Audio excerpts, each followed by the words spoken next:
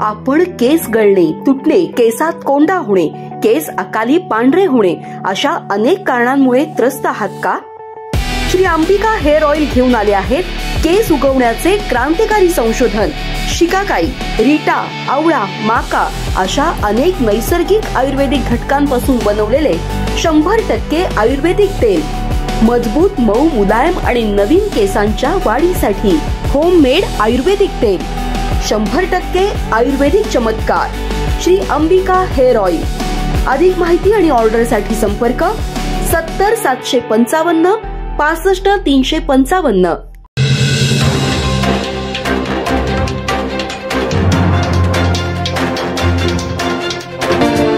गणपती बाप्पा मोरया.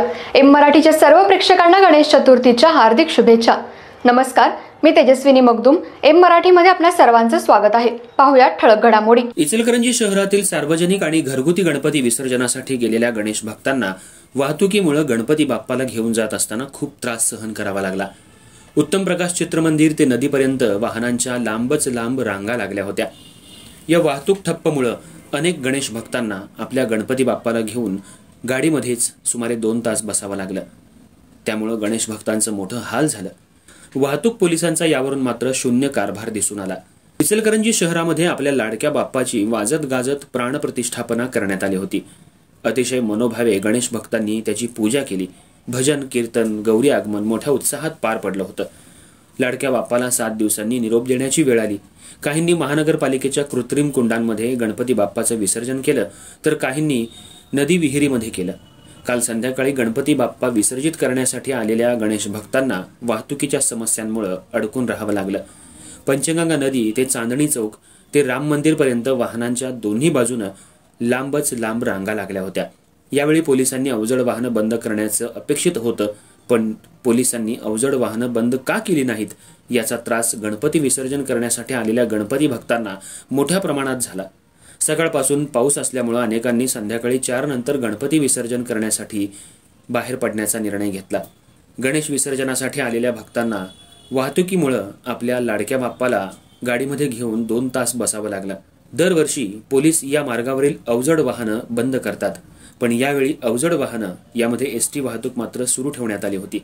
पोलिसांचा शून्य कारभार यावेळी मात्र पाहायला मिळाला.